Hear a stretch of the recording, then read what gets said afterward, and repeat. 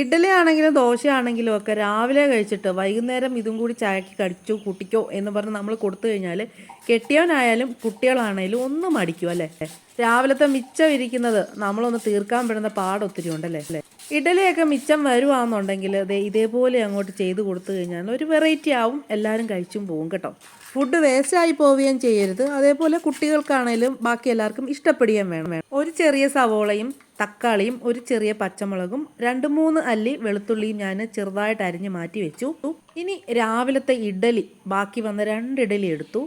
ഇത് ഞാൻ നല്ല ക്യൂബ്സ് ആയിട്ട് ചെറിയ കഷ്ണങ്ങളാക്കിയിട്ട് മുറിച്ചെടുക്കുകയാണ്. തീരെ ചെറുത് നമ്മൾ സാമ്പാറിന് കഷ്ണങ്ങൾ അരിയത്തില്ലേ, ആ ഒരു വലിപ്പത്തിൽ ചെറിയ കഷ്ണങ്ങളായിട്ട് മുറിച്ചെടുത്ത് മാറ്റി വെക്കാം. ഇതിപ്പോൾ 2 ഇഡ്ഡലിയാണ് ഞാൻ ചെയ്യുന്നത്, അതുകൊണ്ടാണ് സവോള ഒരെണ്ണം തക്കാളിയൊക്കെ ഓരോന്നും എടുത്തത്. കൂടുതൽ ചെയ്യുമ്പോൾ അതനുസരിച്ച് കൂട്ടുകയോ കുറയ്ക്കുകയോ ഒക്കെ ചെയ്താൽ മതി. അങ്ങനെ നമ്മുടെ ഇഡ്ഡലി എല്ലാം എന്നല്ല, ആകെ 2 ഇഡ്ഡലി ഉണ്ടായിരുന്നുള്ളൂ. അത് ചെറിയ സ്ക്വയറായിട്ട് ഞാൻ മുറിച്ച് മാറ്റി വെച്ചു. വളരെ പെട്ടെന്ന് തന്നെ നമുക്ക് ചെയ്തെടുക്കാൻ പറ്റുന്ന എന്നാൽ ടേസ്റ്റിയുമായിട്ടുള്ള ഒരു ഫ്രൈ ആണിത്. ഇതാക്കണ്ടോ, ഇങ്ങനെ സ്ക്വയറായിട്ടാണ് ഞാൻ കട്ട് ചെയ്തെടുത്തത്. ഇത് നമുക്ക് ഒന്ന് ഫ്രൈ ചെയ്തെടുക്കേണ്ടതായിട്ടുണ്ട്. അതിനായിട്ട് ഞാൻ ഒരു ചീനച്ചട്ടി അടുപ്പത്ത് വെച്ചിട്ട് സൺഫ്ലവർ ഓയിലോ വെളിച്ചെണ്ണയോ എന്താണെങ്കിലും സാരമില്ല, ഒന്ന് ഒഴിച്ചു കൊടുക്കാം. ഞാനിത് ജസ്റ്റ് ഒന്ന് ചൂടാക്കി എടുക്കുന്നതേ ഉള്ളൂ കേട്ടോ. ഇനിയിപ്പോൾ ഡീപ്പ് ഫ്രൈ ചെയ്തിട്ടാണെങ്കിലും കുറച്ച് ഏറെ എണ്ണ സൺഫ്ലവർ ഓയിലോ വെളിച്ചെണ്ണയോ ഒക്കെ എടുത്തിട്ട് നമുക്ക് ഡീപ്പ് ഫ്രൈ ആക്കിയിട്ട് നല്ല മൊരുമൊരാന്ന് എടുത്തിട്ടും ഈ ഒരു റെസിപ്പി തന്നെ ഉപയോഗിച്ച് നമുക്ക് ഈ ഒരു മസാല ഉണ്ടാക്കി എടുക്കാവുന്നേ ഉള്ളൂ. ഞാൻ ജസ്റ്റ് ഒന്ന് ഇളക്കി കൊടുക്കുകയാണ്, ജസ്റ്റ് ഒന്ന് മൂപ്പിച്ചെടുക്കുകയാണ് ഞാൻ ചെയ്യുന്നത്.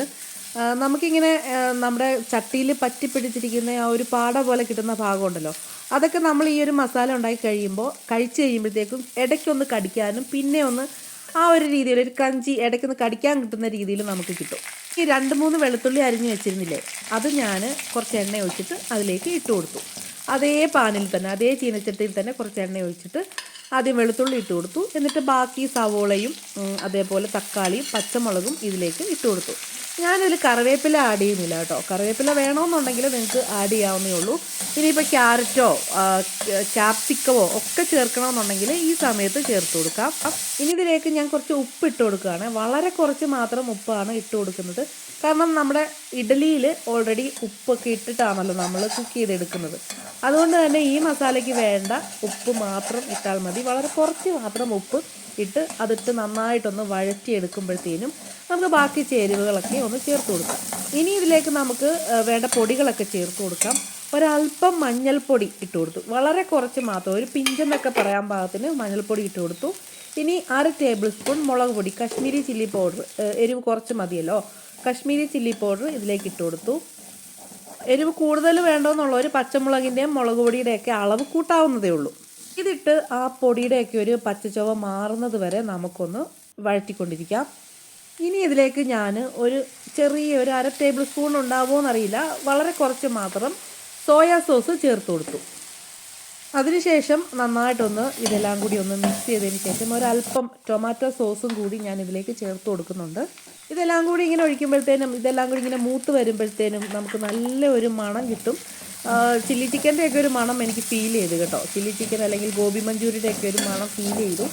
എന്നാലും ഇതും ഇട്ട് നന്നായിട്ടൊന്ന് ചൂടായി കഴിയുമ്പോഴത്തേക്കും നമ്മൾ ചൂടാക്കി വെച്ചിരിക്കുന്ന, അതായത് ഫ്രൈ ആക്കി വെച്ചിരിക്കുന്ന ഇഡ്ഡലി ഇതിലേക്ക് ചേർത്ത് കൊടുക്കാം. ഞാൻ നേരത്തെ പറഞ്ഞില്ലേ, ഇടയ്ക്കിടയ്ക്ക് ആ പാട പോലെ നമ്മുടെ ചട്ടിയിൽ പറ്റിപ്പിടിച്ചിരുന്ന അത് ഞാൻ ഇളക്കിയെടുത്തത്, അത് നല്ല രസമാണ് കേട്ടോ. നമ്മളിത് കഴിച്ച് കഴിയുമ്പോഴത്തേക്കും ഇടയ്ക്ക് ഇങ്ങനെ ഒന്ന് കടിച്ചിട്ട് പിന്നെ ഇഡ്ഡലി കഴിക്കുമ്പോഴത്തേക്കും നല്ലൊരു ടേസ്റ്റാണ് തരുന്നത്. ഞാൻ പറഞ്ഞ പോലെ ഡീപ്പായിട്ട് ഫ്രൈ ചെയ്ത് വേണമെങ്കിലും ഈ മസാല ഉപയോഗിച്ച് നമുക്ക് ഇഡ്ഡലി ഇങ്ങനെ ചെയ്തെടുക്കാവുന്നതേ ഉള്ളൂ. എണ്ണ ഒഴിച്ചിട്ട് ഫ്രൈ ആക്കിയിട്ട് ഇതേപോലെ തന്നെ ഈ മെത്തേഡിൽ തന്നെ ചെയ്തെടുക്കാവുന്നതേ ഉള്ളൂ. അങ്ങനെ നമ്മുടെ ഇഡ്ഡലി മസാല ഏകദേശം റെഡി ആയിട്ടുണ്ട്. ഇനി അവസാന നുറുക്ക് പണി എന്നുള്ള രീതിയിൽ കുറച്ച് മല്ലിയില ഇതേപോലെ ചെറുതായിട്ട് കൊത്തി അരിഞ്ഞ് ഇതിലേക്ക് ഇട്ട് കൊടുത്തിട്ട് ഒന്ന് മിക്സ് ചെയ്ത് കഴിഞ്ഞാൽ നമ്മുടെ ഇഡ്ഡലി മസാല റെഡി ആയിട്ടുണ്ട്. വേണമെങ്കിൽ ഇതിനെ ചില്ലി ഇഡ്ഡലി എന്നൊക്കെ വിളിക്കാം കേട്ടോ. നമ്മൾ സാധാരണ വീട്ടമ്മമാർ ഇതേപോലുള്ള നുറുക്ക് പണികളൊക്കെ അറിഞ്ഞിരിക്കുന്നത് വളരെ നല്ലതാണ് കേട്ടോ. വളരെ സിമ്പിളുമാണ്, ഫുഡ് വേസ്റ്റായി പോകത്തുമില്ല, മിക്കവാറും എല്ലാവർക്കും ഇഷ്ടപ്പെടുന്ന ഒരു വിഭവം അല്ലേ. അപ്പോൾ എന്തായാലും എല്ലാവരും ഒന്ന് ട്രൈ ചെയ്ത് നോക്കണം. ട്രൈ ചെയ്ത് നോക്കിയാൽ മാത്രം പോരാ, ഫീഡ്ബാക്കൊക്കെ അറിയിക്കണം. അതേപോലെ വീഡിയോ ഇഷ്ടപ്പെട്ട് കഴിഞ്ഞാൽ ലൈക്ക് ചെയ്യാനും ഷെയർ ചെയ്യാനും സബ്സ്ക്രൈബ് ചെയ്യാനും ഫോളോ ചെയ്യാനും മറക്കണ്ട. നമുക്കിനി അടുത്ത ഒരു അടിപൊളി വീഡിയോയിൽ കാണാം. അതുവരേക്കും എല്ലാവർക്കും ബായ്.